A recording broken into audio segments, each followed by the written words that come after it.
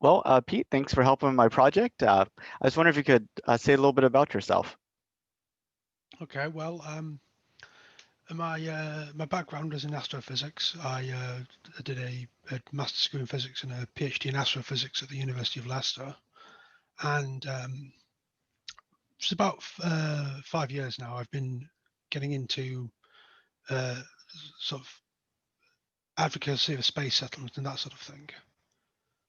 So obviously, I'm interested in sending humans back to the moon in 2024. Is there anything else? No, that works well. So in your advocacy for space settlements, when you talk to non-space people, uh, what's usually the reaction you get? Um, I think they think I'm a little nuts most of the time, I'm afraid. Although, well, it depends how old they are. Uh, I think children can be quite excited about this. My son, my oldest son, is 7, so this is going to be occurring. I'm assuming it does occur in 2024. It's going to be occurring at a fairly formative point in his life, and I'm hoping that it will sort of inspire him to go into something like science or engineering or do something related to this. Yeah, that would be really exciting. But I find that a lot of kids for maybe the past 40 decades or so were very enthusiastic about space, wanting to be an astronaut. Yeah. That's pretty much the end of their space thing. You have a few people that are like engineers or something else, but um, something along the way happens to change their interest. We don't nearly have as many people in space as were interested in elementary school. Um, I just wonder if a lot of them get diverted out because it's sort of like um, people not taking it seriously because there's Oh such yeah, limited opportunities. yeah. I mean that kind of happened to me really because when I was little, I was born in 1981. So when I was like small, I was my son's age. It was sort of the space shuttle era, and I had all the like the kids' space books about how they were going to be like living in these big rotating colonies in space built by a space shuttle, which seems a little unlikely now. Um, but kind of as I grew up, I kind of compartmentalize that as sort of this is sort of a science fiction thing. This is a long way off. This is not. If you look at sort of how space programs around the world realistically operate, um, these kind of ideas of like moving out into space with like large numbers of people instead of just a few professional astronauts, that it hasn't seemed very realistic for quite a while, I think. So when people realize that growing up, that they kind of lose interest. And I'd kind of, I was still interested in it in sort of a passive way, but I just didn't think it was something that was ever going to be relevant to me in the real world. So I'd kind of gone into like a science career and I'd sort of put this aside. And I'll tell you what actually changed my perspective on this was um, SpaceX. Because when they started landing rockets, I think the first successful one was December 2015 when they landed it back at the launch site. That for me was when I thought that there's going to be a shift. There's it's not going to be continuing stagnation anymore. There's going to be changes coming. Yeah, and it's really interesting. I think one thing that Elon likes to talk about is that the improvement in things is not a function of time. It's a function of people actually trying to improve them. I mean, if you look at our household appliances, fundamentally they have the same capabilities they did several decades ago because nobody's made an investment to really fundamentally improve and alter them. Yeah, And the same thing was true with our rockets too. It's like yeah, once you figured out enough to make it work, the cost of doing anything different became so outrageous that all improvement stopped essentially. yeah. I guess I remember, like I said, when I was younger, getting excited about some like new projects that come out like this. this DCX project or Venture Star and things like that. I read about those in like popular science magazines, and I thought, oh, this is cool. But then they kind of hit difficulties, and nobody wanted to fund them. And then yeah, we had a couple of those in the UK as well. In the 80s, we had something called HOTOL. Have you heard of that? I have. Yeah, the British government were very excited. Um, they were building an air-breathing space plane, single stage to orbit, but it hit engineering difficulties, um, and they gave up. Um, so yeah, I think you're right. I think maybe the experience of the space shuttle kind of soured people worldwide. Because I mean, from looking at history myself, what tends to happen is that ever since Apollo, the US has been sort of the leader in space, and other countries have tended to take the view that, well, they're not really going to compete on the same level because it's very expensive. They don't want to fall too far behind, so they'll just spend just enough to keep sort of like a few steps behind NASA, and that'll be fine, and then they don't have to worry about the space thing anymore.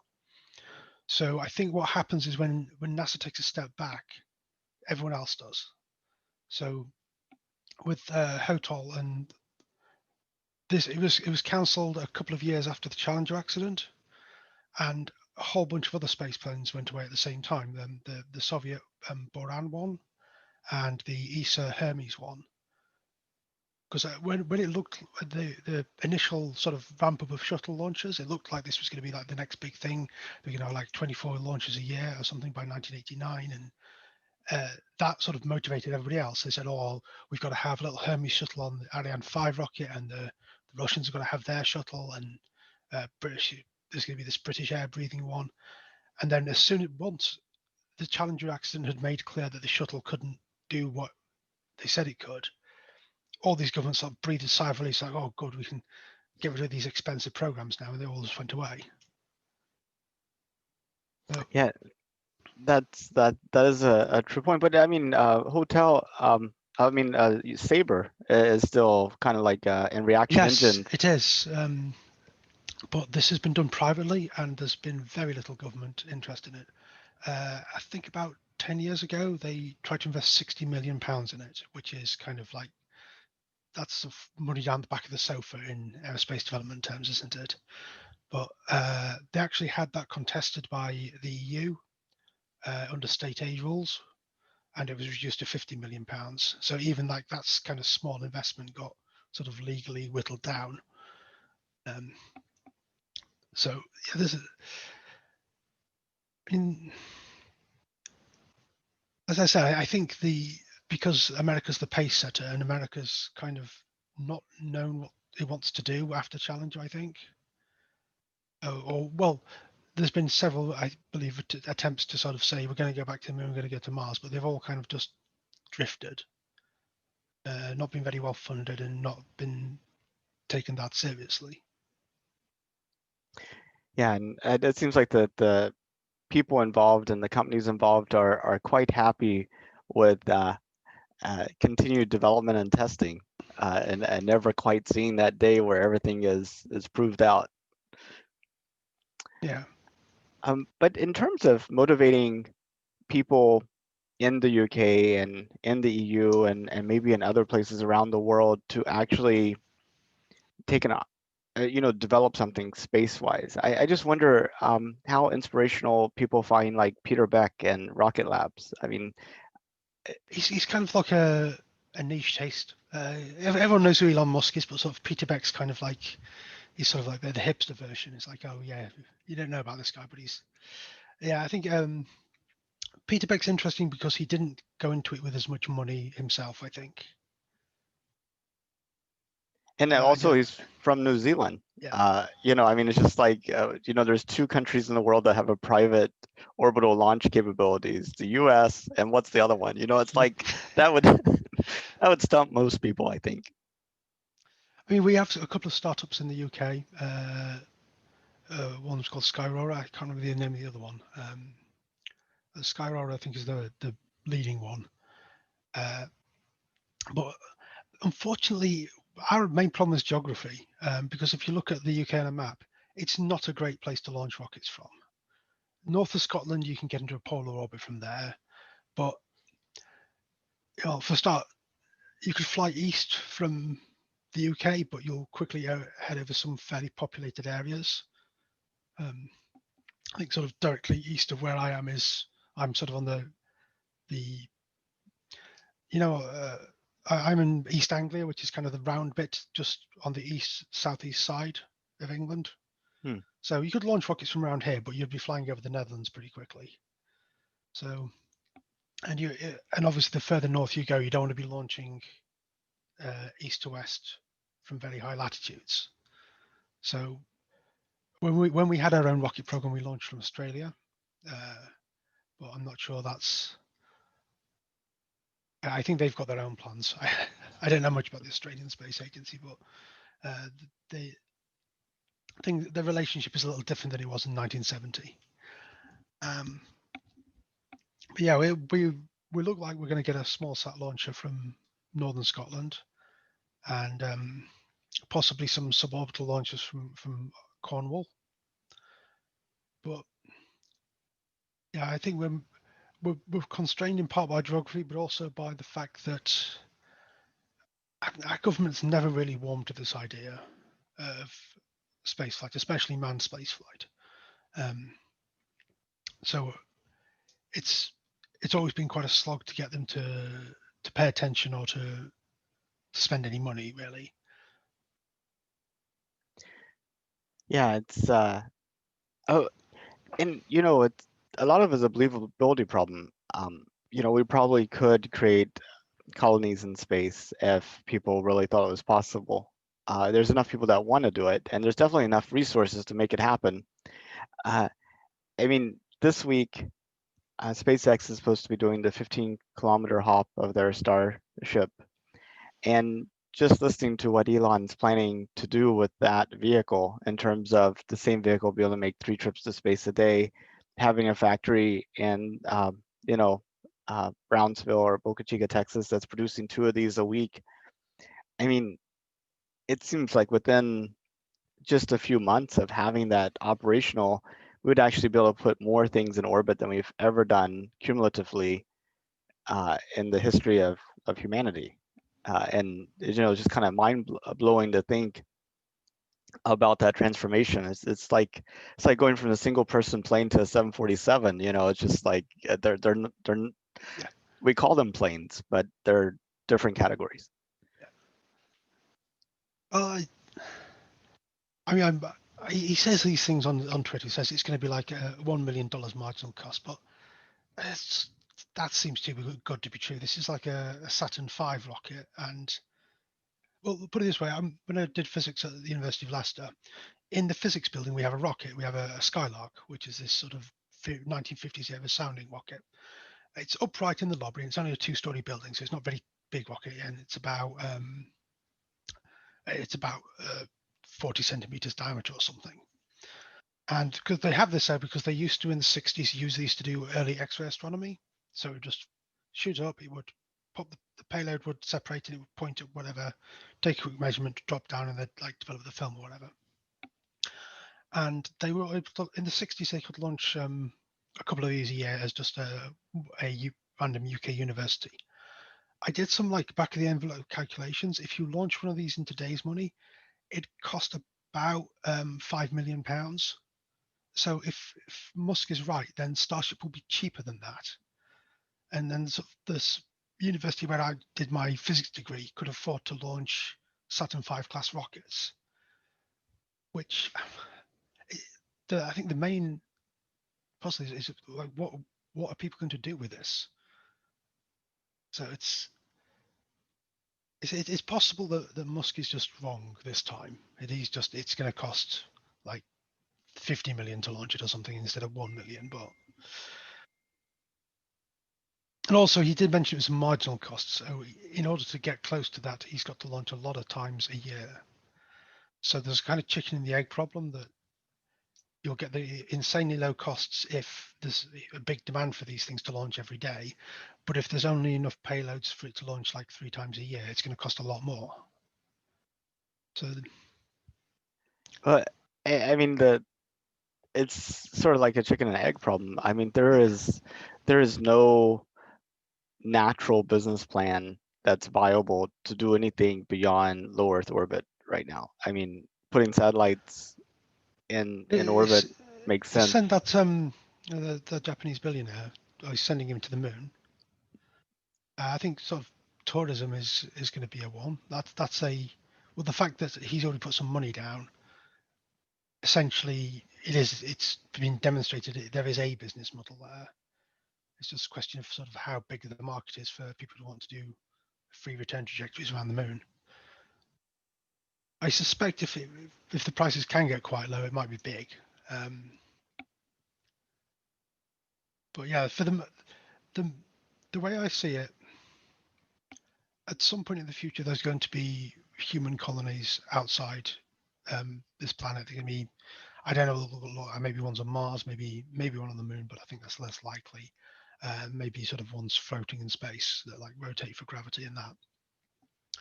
But once you've got um, people there, the business case for launching is that they want stuff. So, but until they're there, it's harder to see the business case. So, like you said, there's a chicken and egg problem. If there were people throughout the solar system, it would be very clear what to do with this very cheap launch system. But there aren't people throughout the solar system yet. Yeah, it's going to take people and governments with vision and money to just kind of waste it to make it happen, so that the market come and fill in the gaps afterwards. Hmm. This is something I kind of worked on. I've when I did a presentation recently at the Mars Society conference. I've been working on a way to measure the kind of progress through space, uh, uh, the progress of developing space, uh, which I am referring to as mass value, which is the idea that you count up every uh, sort of payload, every launch of thing by how much mass you would have to put into low Earth orbit to achieve the same thing using a sort of standard basic method. So the idea is that it's just kind of like measuring low Earth orbit mass, but it takes into account things like if you go to Mars, you make some propellant there. Well, you've added the payload, so you've got to work out how much would it cost, how much mass you have to put into low Earth orbit to send that payload there, and then that's kind of the value of the process, which generates the fuel at the surface.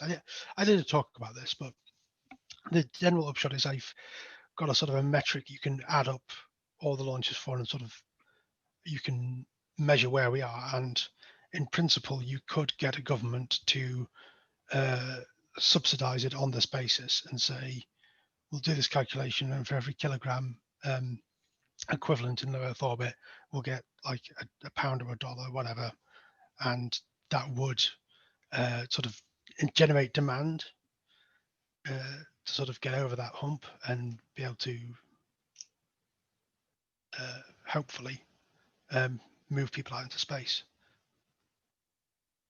Yeah. I mean, what do you think about NASA's offer to buy, uh, you know, lunar materials from companies that are willing to sell it to them? Essentially collect some stuff. Like, I mean, it's almost China could actually sell NASA, uh, you know, some of Uh, the moon rocks they collected. I don't think they'll do that because as I understood, the price that NASA was offering was quite low. It was almost sort of a symbolic price. It wouldn't really fund the missions, I don't think. It wouldn't, but the interesting thing is you don't actually have to get the materials back to Earth. You just Hmm. have to collect it on your vehicle, take a picture of it, and they would buy it for future delivery. So maybe something on Astrobotics mission next I, year, a little small scoop. yeah, but I mean, I said that, but that's not going to make a business case, though, is it? Because it's a fairly small amount of money. If you look at the better sheet lander, that was like the cheapest one I can think of, and that I think that cost something like $100 million, including the launch and everything, which is very cheap for a lunar lander, but still, it's not going to make its money back on selling moon rocks. No, absolutely not. And I don't think NASA's intention is to really create an economic incentive with this, as it is to just try to create legal precedents that maybe. Yeah, I think so. Again. But have you been following China's mission to the Ye- moon? Yeah, I have. It's very interesting the way they're doing it because it seems it's quite a clear dress rehearsal for a human landing. Because they've got the return capsule for these rocks is shaped exactly like the return capsule for the Shenzhou spacecraft, and you shape the spacecraft like that so it can come in from a lunar trajectory and do a lifting re-entry. In fact, they're going to do a skip re-entry, which is like a more complicated version, which will reduce the g-forces considerably. I think if you come in ballistically from a lunar orbit, I think you come in about 20 Gs or something. So when the Soviets returned rocks in the 70s, they had like a spherical return capsule. I think it's about the size of a basketball, and that just came in high G forces, and they picked it up, and it was fine because it's rocks and it doesn't matter. But the Chinese are treating their rocks very gently and giving this much shallower low G re-entry, which suggests that they are doing a dry run for sending humans and bringing them back. Do you think that'd be enough to kind of keep the pressure on the other space agencies to continue with their lunar plans? I'm not sure because I mean they're getting all the techniques they need around the moon. They're getting quite good at that. They can land. They've got a communication satellite that lets them talk to the far side, and they're going to next week attempt the first rendezvous in lunar orbit since Apollo 17, Mm. which is impressive. But they don't have the rocket. They don't have a really big rocket to send people there yet. And even if they rushed it, they wouldn't have one for like 5 years. They're talking about one that's just big enough debuting in 2025, and they're really sort of big Saturn V class one in 2030. I think what's more likely to keep NASA's on the present course is the fact that there's now a bunch of international partners for Artemis, um, which makes it sort of harder for them to just like rapidly change course. I suspect that was a deliberate choice on the part of Jim Bridenstine, that he saw which way the wind was blowing in terms of the politics and figured that he's got to get these international agreements in place before somebody else takes over, so they can't just do what unfortunately seems to happen a lot with NASA and just do a radical change of direction when a new president comes in. Yeah, and also it helps to spread around the cost a little too. I still imagine NASA's bearing the massive brunt of the cost, but I mean, hopefully, yeah. The thing is, with the Artemis design, a lot of people have been critical of it, of the way it's done, and using the gateway and all that. But the way I see it, that all missions that actually fly are superior to all missions that don't. Well, assuming you don't, like, they go very badly wrong. But a suboptimal design that actually exists is better than a optimal design that doesn't exist. But So I think I think that's part of the frustration is that it's been just around the corner for so long. Uh, you know, at what point does having hardware that's not flying not enough? well, I mean, I don't know. I know some things about NASA, but I think people who are actually in the US probably know more about it than me. But my impression is that the really the main issue has been the SLS rocket. That it's taken far too long. It should have had its first launch 3 years ago. Um, if you talk to some people, it should have had its first launch about 20 years ago. But that's a different story. Um, but and also it's taken up so much funding from other things that need to be developed. Like the landers, they need to develop. If they're going to have this gateway, they need to develop the modules for it. Um, so I think SLS may have crowded all that out. Uh, I I imagine that at this point the 2024 date is probably going to slip. Um, I mean, I hope it doesn't slip too much. I think that uh, the NASA seem to have been gathering a level of momentum in the last couple of years, that is good. And they, I have the feeling if they go back to this idea of like sometime around 2030, then that basically means it's not happening. It just takes the pressure off. I just, if Elon's able to send the Japanese billionaire around the moon in 2023, I, it doesn't seem like it takes that much more for them to maybe hook up one of the human landing development systems, or even, I mean, they won a contract to land Hmm. uh, um, a starship on the moon. Uh, it just seems like that would be like the natural progression to actually land. Yeah, I mean, SpaceX probably, if they just threw everything else in the bin and gave SpaceX the job of doing it, they could probably do it. They could probably do it by 2024. But that's unlikely to happen, isn't it? I think, yeah, if a successful flight around the moon, which I don't think it'll happen in 2023 now because there's been too many delays to Starship, it's probably going to be 2024. That'd certainly um, raise questions if all the other systems aren't in place there. It's like, why are you being beaten by this guy building rockets in a field in Texas? I still sort of struggle to believe that this is actually happening with the Boca Chica thing. It feels like, I mean, if Robert Heinlein had written this in the 1950s, you'd thought it would be a bit too much. This is a random sort of eccentric entrepreneurs just building rockets in the middle of nowhere in Texas, and he's And beating the government at their own game. yeah, indeed. Yeah, on basically marshland. I mean, whenever they first bought the property, it was so unsteady that they had to just dump dirt on it to get all the moisture out and what have you. But um, most of the non-space people I talk to don't know we're planning to send people back to the moon. I was wondering if this surprises you. No, most people don't, I think, pay attention to that. Certainly in this country, most people have been obsessed with things like Brexit and that, and people have very immediate concerns, especially now. Everyone's just on about COVID-19 and that. It's sometimes difficult to get people to sort of think outside these sort of normal issues, but I have had occasion on people talk to me about it. Um, like my son's scout leader, Beaver Scout leader, just came up to me and said to me and asked me because she knew I was a physicist, so she asked me, so they're landing people on the moon in 2024. Do you know anything about that? So that was a pleasant surprise when somebody sort of outside my normal sort of circle of people who are already obsessed with this uh, mention it. Yeah, that is a pleasant. Um, so if it was safe and affordable, would you go to space? Yes. How safe does it have to be?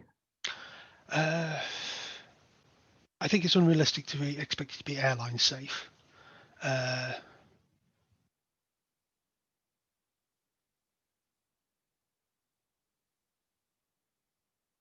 so part of me thinks that I might wait until my children are grown up. So, if the worst happens, they don't need me around anymore. That's a very grim thought, but I know I'd have to think about it. I'd have to look at the situation.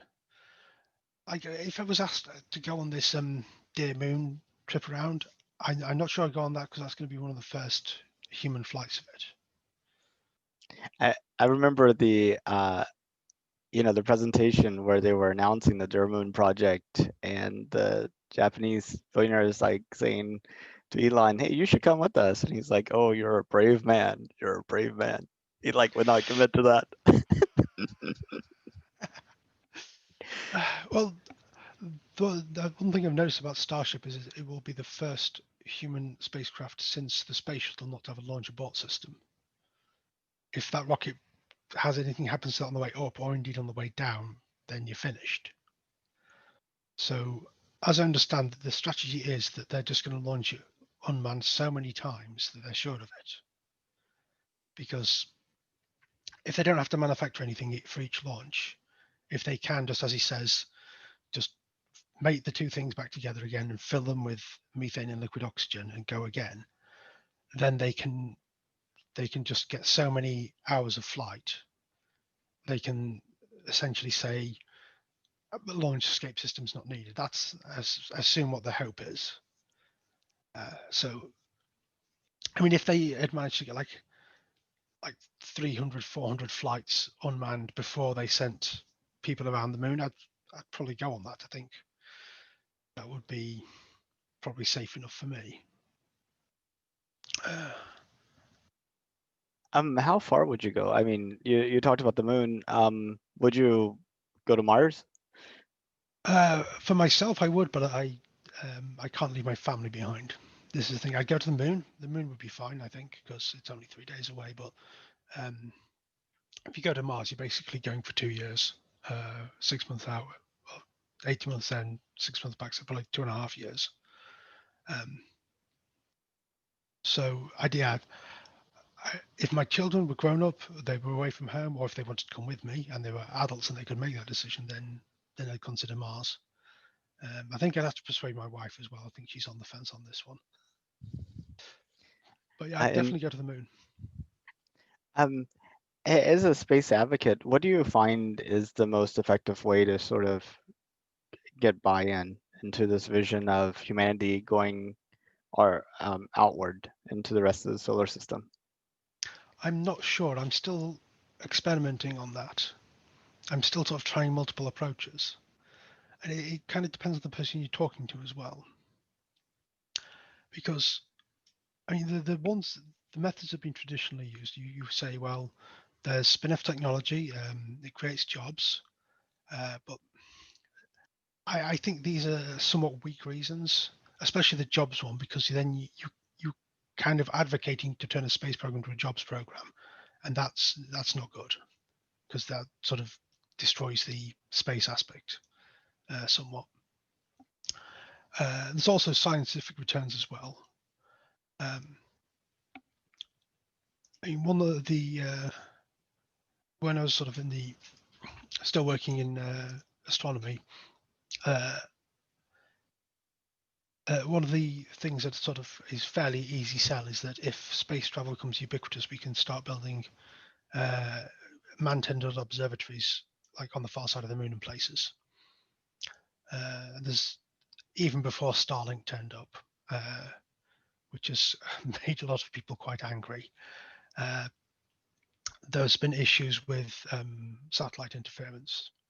And I remember a talk by somebody who was looking at, I think it was the first signal from the first formation of helium atoms in the universe. So this is like a dispersed signal over the sky, and I think it was helium atoms anyway. It was one of the sort of cosmic dawn kind of studies, and one of the issues they had was that the signal, this particular signal, had been redshifted into one of the GPS bands. Hmm. So, like when you're building your radio quiet sites, you can get away from Wi-Fi fairly easily. You can get away from all the trucker CB radios. You can't get away from GPS signals, and it's coming from above you.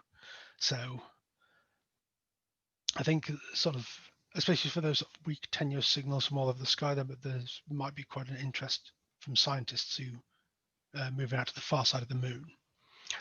And there's also the fact that if you recall the picture we had of the black hole at the center of M82, this was built with a very long baseline of interferometry.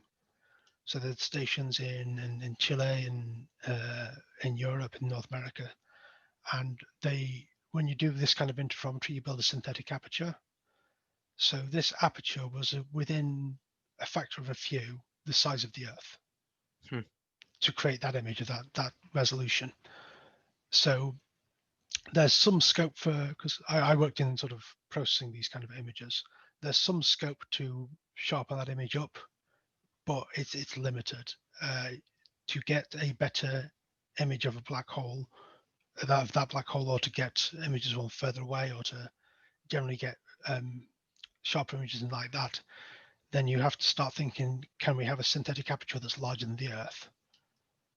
So that's another aspect of science that you can't do if you stay on Earth. You have to at least send uh, machines out there, and it may be easier to send humans as well.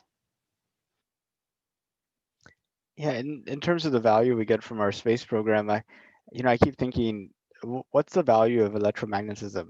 Just the concept of it. I mean, uh, my understanding is this was really sort of described by astronomers first back in, maybe the 1700s, 1800s.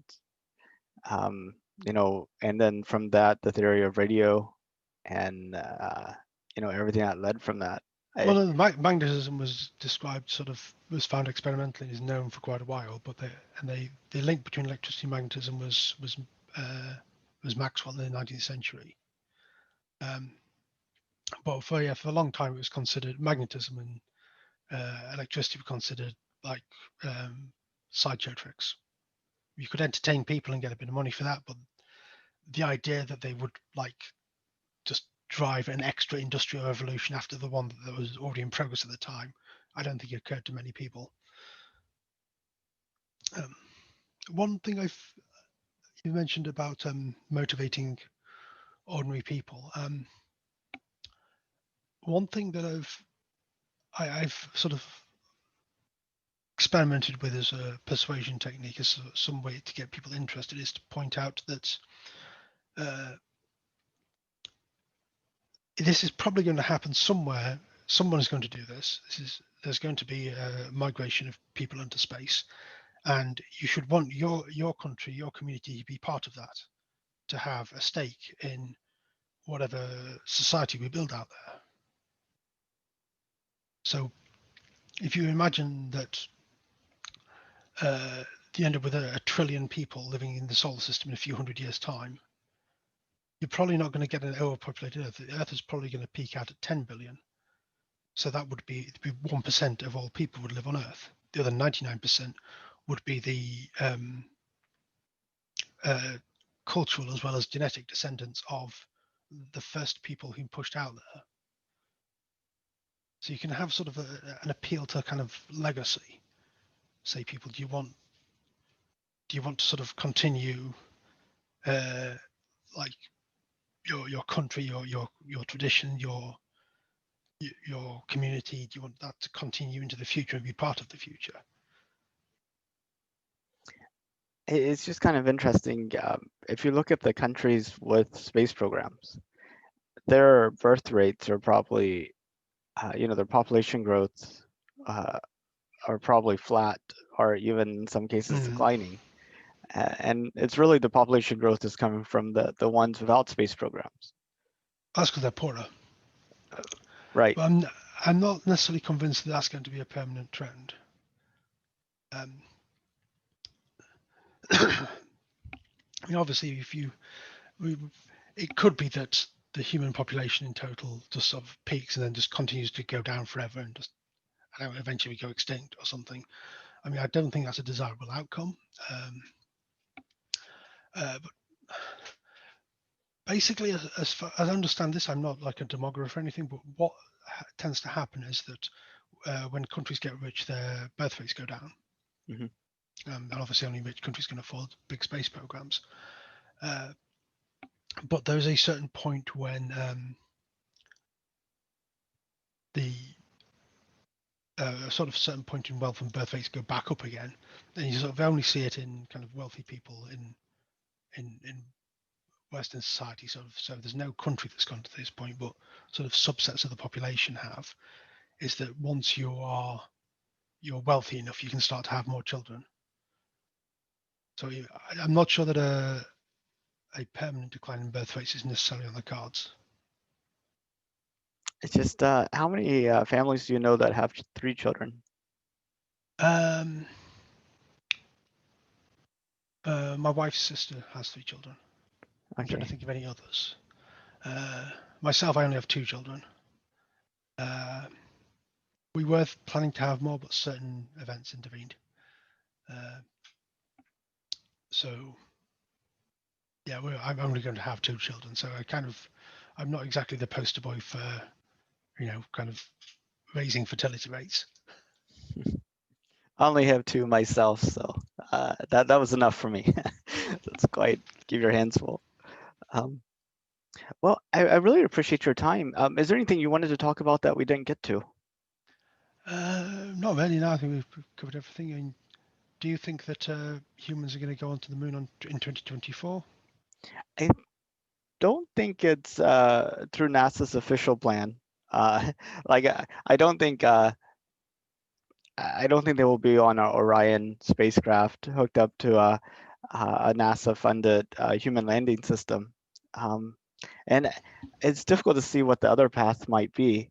I just wonder, could you have some path where like you have some type of service module and habitation module is lifted by a Falcon Heavy, and then you have like a Falcon Heavy carry sort of Jeff Bezos's Blue Origin landing system, Not sure and they get then on that well. yeah, no, they don't, they don't, and then have like a Falcon 9 with the crewed vehicle go up there and dock with it, and then Hmm. they go around the moon and they land. That almost seems more likely than the official 2024 plan. Uh, Uh, Possibly. I suspect if SpaceX are involved, they'll just use Starship. yeah, I don't think they've got any plans to advance Falcon 9s. I think they're all in on Starship now. So maybe they'll see like a big Starship landed on the moon like they have in their mock-ups. yeah, it's just I mean, they're trying to get like the outside of the spacecraft ready and working, Mm. whereas the Falcon 9 is already kind of a proven way to get people into space. Now you just have to get them from low Earth orbit to around the moon Mm. down to the surface. But yeah, but no, I think you're right. I don't think they would entertain that at all. I think they're all of their futuristic bets are on Starship, as it should be. I mean, Yeah. I think that's good. But Blue Origin, they're hiring like crazy. I've talked to a Blue Origin person yesterday and two or three other people. I haven't talked to anybody from SpaceX, which is kind of interesting. Maybe they're all too They're busy. probably too busy. Yeah. Yeah. It makes them work 80 hours a week. The Tom McCusack, the CEO of Firefly Aerospace, Mhm. he gave a talk at one of these space conferences, and he had actually started working out at SpaceX, and he also worked at Blue Origin and Virgin Galactic. And he says, of the three, you know, um, SpaceX, the joke there is, if you don't come to work on Saturday morning, don't bother showing up on Sunday. Uh, and you know, but he's like, Blue Origin is all about quality of life and everything. So I feel like Jeff is just trying to make it inevitable. Like he's like, we got plenty of time. We could go as slow as we need to. It'd be interesting. I don't agree. I think the SpaceX approach of just do it now is because there's like I said, there's a limited window of opportunity. I mean, we could sort of end up crashing off the end of our fossil fuel supplies and facing some kind of global level catastrophe like a super volcano or something. Or so I'm more inclined to rush. And also the fact that like I've been waiting for this to happen since I'm 10 and I'm nearly 40. So it's like, come on. Yeah, I know. I completely agree with you. Faster works better for me too. I'm just past 40, so uh, I definitely would love to see it happen. And yeah, it's interesting. I really feel like the 2020s are going to um, be what the 1990s were to the internet and the computer. Like, Hopefully, yes. uh, I mean, I think this is the decade, assuming, and assuming we don't create like financial and geopolitical catastrophe from this COVID-19 thing. Mm, But it looks yeah. like the vaccine's almost out. But Yep. I mean, the thing is, this came out of the blue. What's the next pandemic? Is it 20 Yeah. years from now or 100 years or, That's the thing is, but I think maybe we're better prepared for the next one. Hopefully. yeah, I don't know. I don't know. I feel like there's going to be a counter reaction to sort of the lockdowns and everything. I don't think the dust is settled. I don't think the conclusions have been reached from our reaction to this one. So it'd be kind of I interesting. mean, medically we'll be more prepared. I think though people will still get angry and not want to wear masks or stay indoors or things like that. That'll unfortunately still happen. But I think the medical industry has maybe become more aware of a new class of threats and have a new class of vaccines ready. Yeah, I mean, and just having um, kind of like better surveillance of viruses in the natural world seems like an intelligent thing to do, you know. Yeah, because coronavirus is basically a common cold. So it's been a sniffle for years, and we've ignored it, and then it just comes and mutates and turns into this nasty thing. Yeah. But I understand, like in a gallon of seawater, there is enough virus particles that if you were to stack them in on in, it would like there'd be enough to stretch out to Proxima Centauri or something like that. Like they're Okay. very kind of maybe that's in the entire ocean. I don't know, but I'd say it's the entire ocean is more likely. more likely for sure. But I think the point is that these virus particles are all around us and been a very active part in the development of life, but not well understood. Hmm. So, but yeah. So when do you think we'll land on the moon? Uh, I'm going to say 2025, just to be a bit sort of conservative. I think maybe NASA will kind of work something out with SpaceX, some kind of modified Artemis. I think maybe they'll take crew to Artemis to the gateway in Starship, which might look a bit silly when they're docked because Starship is much larger. But I know I'm envisioning like a 747 like docked to a little like taco truck, you know, yeah, like well, anyway, if you find some great ways to do space advocacy, let me know as like to try to. well, I'm going to be attempting to do this on my blog. It's called planetocracy.org. I'm signed up for updates, so Oh, uh, great, thank you. I look forward to seeing how your efforts are. Okay Well, then. well, thank you so much, Peter. You have a Yeah, good day then. yeah. Have a good day. Thank you. Bye bye.